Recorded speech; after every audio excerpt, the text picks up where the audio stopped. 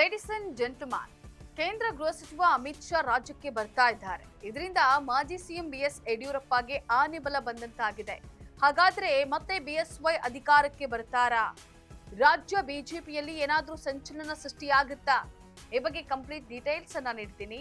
S ವೀಕ್ಷಕರೇ, ನೆಲ ಜಲ ಭಾಷೆಗಾಗಿ ಪ್ರಾಮಾಣಿಕ ಪತ್ರಿಕೋದ್ಯಮ. ನೀವು ನೋಡ್ತಾ ಇದ್ದೀರಾ ಫೋಕಸ್ ಟಿವಿ. ನಾನು ಪವಿತ್ರ.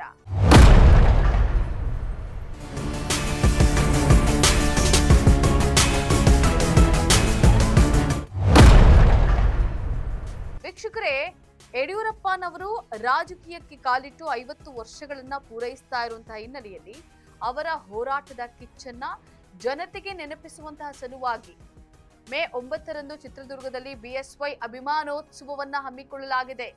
ಕೆಲವರು ಇದು ಸಿಎಂ ಸಿದ್ದರಾಮಯ್ಯ ಅವರ ಸಿದ್ದರಾಮೋತ್ಸವಕ್ಕೆ ಹಾಗೂ ಜೆಡಿಎಸ್ನ ಜನತಾ ಸಮಾವೇಶಕ್ಕೆ ಕೊಡ್ತಾ ಇರುವಂತಹ ಟಕ್ಕರ್ ಅಂತ ಹೇಳ್ತಾ ಇದ್ದಾರೆ.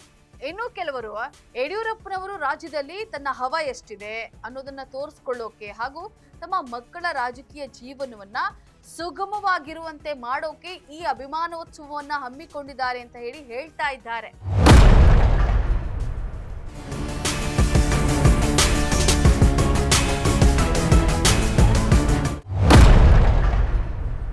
ವೀಕ್ಷಕರೇ, ಈ ಅಭಿಮಾನೋತ್ಸವಕ್ಕೆ ಸಕಲ ಸಿದ್ಧತೆಗಳನ್ನ ಭರ್ಜರಿ ಸಿದ್ಧತೆಗಳನ್ನ ಮಾಡಿಕೊಳ್ಳಲಾಗ್ತಾ ಇದೆ.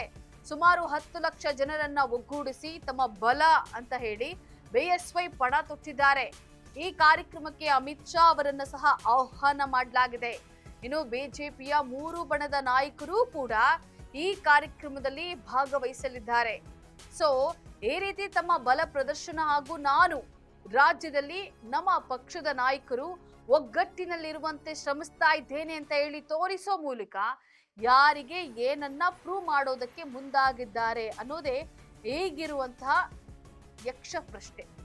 ವೀಕ್ಷಕರೇ, ಬಿಜೆಪಿಯ ಉಚ್ಚಾಟಿತ ಶಾಸಕ ಬಸನಗೌಡ ಪಾಟೀಲ್ ಯತ್ನಾಳ್ ಈ ಅಭಿಮಾನೋತ್ಸವವನ್ನ ಟೀಕೆ ಮಾಡಿದ್ರು.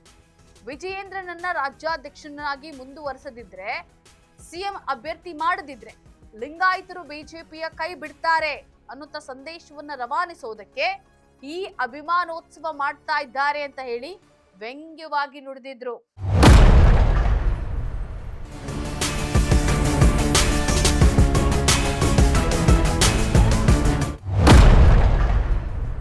ಸೊ ಯತ್ನಾಳ್ ಈ ಅಭಿಮಾನೋತ್ಸವದಿಂದ ವಿಚಲಿತರಾದ್ರ ಅನ್ನುವಂತ ಪ್ರಶ್ನೆ ಕೂಡ ಉದ್ಭವ ಆಗುತ್ತೆ.